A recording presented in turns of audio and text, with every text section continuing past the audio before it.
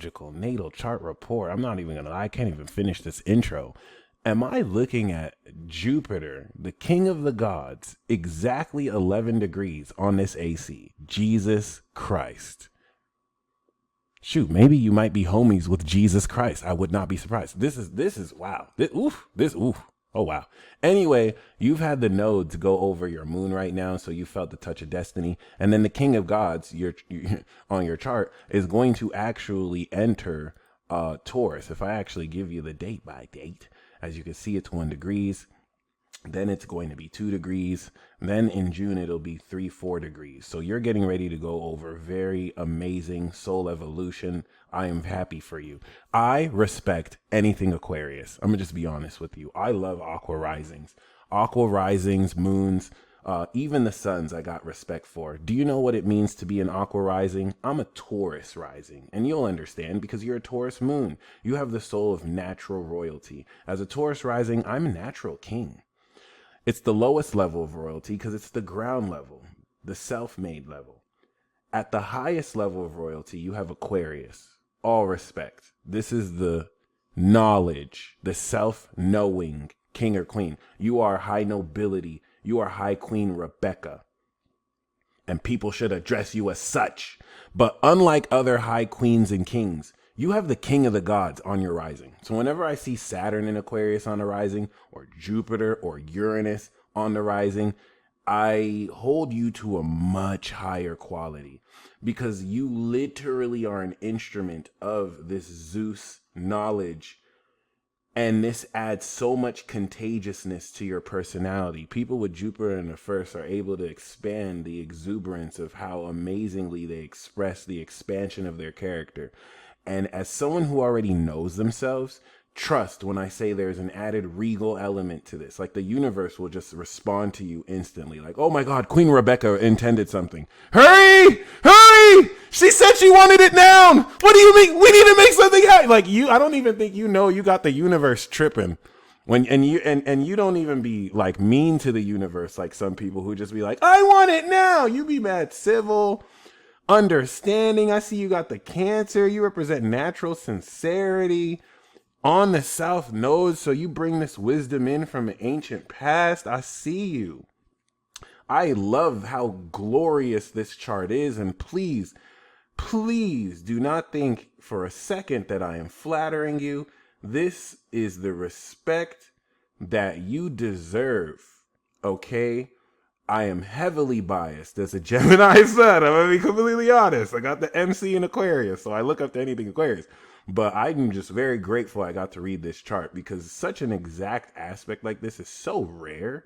We can tell it's not a coincidence that you decided to be born at this point in time coming into the age of Aquarius.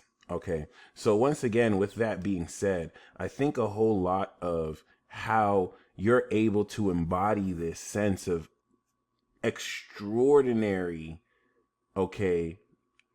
wisdom is in the sense, or knowledge is in the sense that you're able to, as a Cancer sun, draw the receptivity of your grounding and you feeling this ancestry you draw in, and put yourself in this position once again to very powerfully and magically integrate the nature of your routine and behavior through your awareness of how sincerely you feel right about it. This is important because water sign 6th house are not like fire sign and earth signs. Earth sign 6 houses are geared towards discipline and working. Fire earth houses, you have to work what is creatively passionate to you, or it just won't work. With water, it has to feel right with Cancer.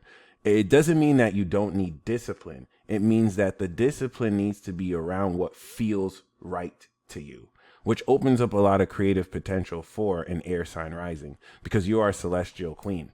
This being said, Venus and Mercury, 29 degrees. Mercury is huge. I have a 29-degree Taurus Mercury. So you're a psychic extension of that. My 29-degree Mercury makes me flawless at reading body language and communicating. I mean, look at how gifted of a communicator I am. I'm starting to toot my own horn with this. But you have the 29-degree Cancer version, which is way more powerful and connected to your heart, and Venus polishes how beautifully not only you can communicate. Mercury in Cancer is psychic to the quality with which you can hear the vocal inflection and tonality in people's voices. So I can be like, oh, Queen Rebecca, I'm fine. I'm doing well. And then you'll be like, why do you sound sad though? And now I'm like, what the heck? I tried to mask that so much. How was she that psychic that she was able to just completely hear that I'm lying? And now I have to gaslight you. Now you made me do you think I wanted to gaslight you and be like, what are you talking about, Queen Rebecca? I'm totally fine. That's so weird. And then you're like, okay, whenever you feel like talking about it, I'm here. And now you're making me feel guilty for gaslighting you. And this is how you inadvertently get like so many people to gaslight you because they're afraid to talk about what's really on their emotions. That being said, I also feel like a very powerful element of how you personally integrate this adds more to the potential of not only your psychic ability, but also to the nature of how uniquely you're able to expand on this element of, yes, your personality. And I think it's also very, very beautiful in understanding how with Mars in Aries, I have 8 degrees Mars in Aries, your 3-degree Mars in Aries enables you to challenge how sincerely you integrate your lifestyle with this reckless, raw, impulsive, instinctual element of your desire. That opposite Pluto is intense. I don't have any Libra. So I just act recklessly like a very selfish and retarded boy. I'm gonna be honest. It's really awesome though, because whenever but before I can think about what I'm gonna do, I did it. Before I can think about whether I should do, I did it already. And that's awesome for cutting lines and like driving and not having to wait in front of cars because you can just instinctually move forward. But, whenever I do all this dumb stuff that I do, I always think, wow, I could have thought about that before I did that.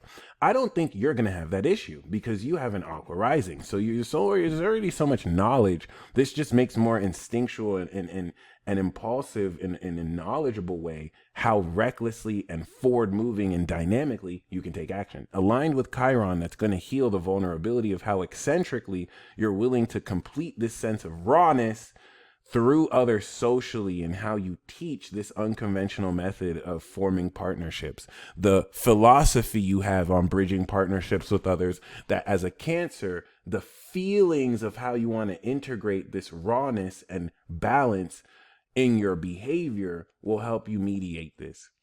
Because Uranus and Chiron is an aspect that people in the 70s, 80s, and 90s have. And we can sometimes inhibit how eccentric we can be because of other people feeling like we're crazy as hell. And with Mars opposite Pluto, this is going to be a social opposition towards how people may try and undermine. And when I say people, I mean outside influences. 180 degrees is an opposing force. As an Aries individual, it's going to be anyone you socialize with. And so your actions might be too much for them. Not because they're too much, because they're weak. And this is where if you let people gaslight you relative to how much integrity that you act with, unless you're acting out of integrity, then this is where the social influence can extremely put that in check. But many cases with Pluto deal with jealousy, envy, obsessive hate, or love, and that square to your sun and Pluto is not comfortable. This will give you a lot of social anxiety because you're not stupid. You're actually very intelligent. I mean, you got a 29-degree Mercury in Cancer next to Venus mastered here, exemplifying how beautiful and polished your behavior is and how well you can help other people feel, as you're meant to unlock this in order to really guide people with the North Node in Capricorn towards this destiny of greatness. You're destined for greatness, but it could be misunderstood because you help people find the greatness of their spiritual beliefs. And if they cannot unlock a sincere lifestyle and behavior, they're not going to get there. And people may not want to hear why they need to shift elements of this, and this can just cause unnecessary projection towards you. But with that Pluto square, it definitely influences a lot how intensely you're able to understand the social dynamics to mediate how much more sincerely you integrate these psychic influences and emotions into your lifestyle. And that's where that Mars opposite Pluto creates a lot of tension. But if you can break through that fear, it's so powerful. Your actions will inevitably transform others you deal with. And Saturn in Gemini is not a bad look. Not at all. It's a good grand air trine. So you have this abundance of the knowledge of yourself that ties into the integrity of how creatively you communicate, because you are no nonsense. If someone lies to you, they gonna get penalties because Saturn does not play. This gives you a sense of vocifery too. So what you say happens. And this is where the innovative quality of how you take the intense seriousness and structure of how much integrity you communicate creatively in the fifth house, what you communicate, innovates with Uranus, so that how you say it to people is unique and unconventional. If they're stupid, they'll call you crazy. If they actually know anything, they'll see into the genius of how you're innovating past traditional structures. I mean, Pluto and Libra is the divorce generation. You guys actually made it cool to divorce people. Yes, I'm sorry. But yeah, it's a very controversial generation. This is like after the hippie period. So yeah, this is very, very, very, very, very key, because with Uranus in the ninth, you're actually here to also innovate the way people learn. You're innovating teaching, rather, and the way with which you indirectly or directly teach people through your connections with them and the actions you take really help people innovate beyond the old way of how people connect in within any context. So it's not really just like you innovate partnerships in any kind of context that you're partnering with people. These unconventional dynamics will be brought up, stabilized by Saturn, the power of your word, the magic of how strong your word is. And I mean, with Neptune next to your MC, your legacy in Sagittarius is to be seen. So Neptune is going to have you seen as spiritual or delusional. But the queen goddess Juno is here. So this brings a lot of regal royal value. And this is also not a coincidence that you're the high queen, but you have the queen goddess on your MC, which is supposed to transcend the beliefs around what people see into the meaning of reality. So this is going to really add this supernatural metaphysical aspect to how you are seen and what it is you show people relative to how holy you are. Pisces is divinity, Scorpio is purity, and Cancer is holiness. And that is the triplicity of the divinity of the water aspect. And so you have the sun is the spirit, Cancer is holy, you got a Holy Spirit. And this Holy Spirit is the awareness with which you create this holy behavior and lifestyle with your holy heart and your holy mind. Okay.